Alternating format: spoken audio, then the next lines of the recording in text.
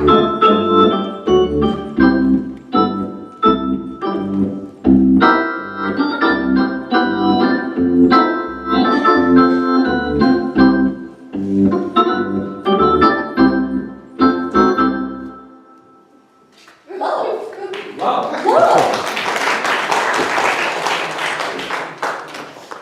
really nice to have a musician who you can come in and say, you know, I need a love song. And he says, how about this? Thank you, musician. And welcome. Since February, we have been looking at that rebel Jesus, who he was, what he taught, and how he lived. Then we explored his radical kingdom, how he came to change everything, to do a new thing, to expand our understanding. And for the last 2 weeks, concluding today, we've been discovering how to live into that radical kingdom based on revolutionary love. Unlimited, unconditional, and reckless love. We love the word love. We have trouble in our culture getting to the meaning of this God's love, this agape love. We want to go right to romance and friendship and greeting card love. We struggle with neighbor love. When we think that neighbor means all, everybody, we have a little bit of trouble with that. We have a little bit of trouble with sacrificial, risk-taking, no-holes-barred love. But that's the love that Jesus is asking of us. It's easy to give romantic and friendship. That kind of love. It's easy because it's a feeling, and you can't help. If you like somebody, you like them. If you love them, you love them. And if you don't, you have to intentionally will not to wish them harm, no matter what they've done to you. And that's hard. So this agape love that Jesus demands from us is an intentional way of doing things that has nothing to do with how we feel. It's wanting what's best for others, no matter what they've done to us, no matter how they've wronged us. We all know love your enemies. People who have never been in church have heard love your enemies.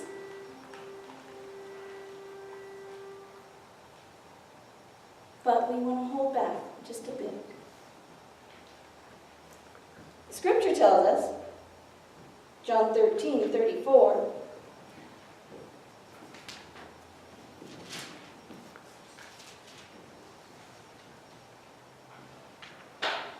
let me give you a new command. Love one another.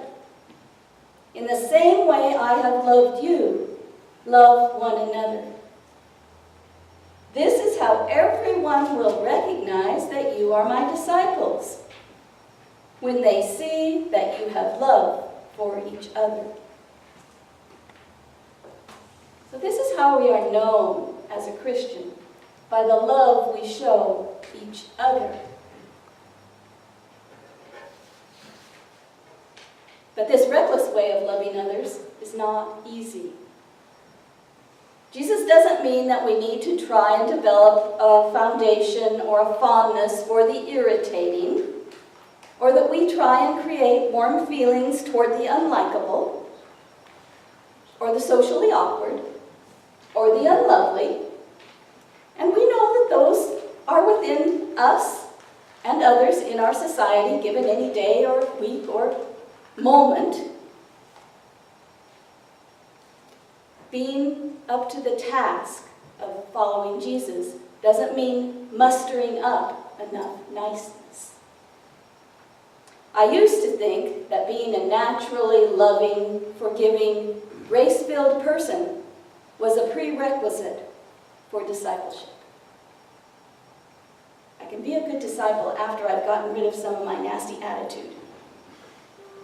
Then I've learned, and mostly from from others that know being loving, forgiving, and grace-filled is the result of being a disciple.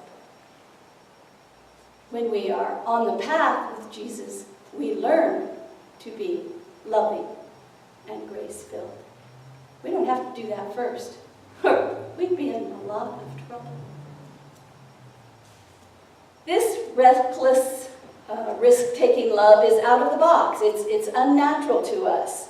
We want to calculate the cost. Will it cost us time, energy, money? Will we be emotionally hurt? Will we be rejected? We hesitate to take a risk, even though it's the prime example that Jesus taught. So how am I going to take a risk? Am I going to, it's not physical usually. I don't have to run into a burning building and save someone to show Jesus' love. And can I do that for everyone? When all means all, can I do that for everyone? How can I spread love, goodwill, and make the world a better place? It doesn't make sense all the time because sometimes I am willing to drop $1 in the box of the homeless man or woman, but would it really hurt to drop in 10? Does that spread love? Does that do any good? Or am I going to calculate that before I do it? Or am I just going to do it and at the end of the day, is it going to matter?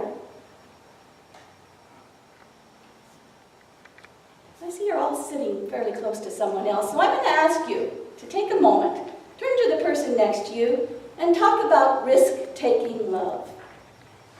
Remember, it's unconditional and unlimited and reckless. And is there a risk you can name that you know you want to take, God is nudging you to take, but you're holding back a little bit?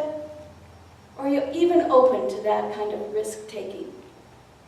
Well, take 90 seconds and chat with each other about that. What's the risk you need to take? Why aren't you taking it?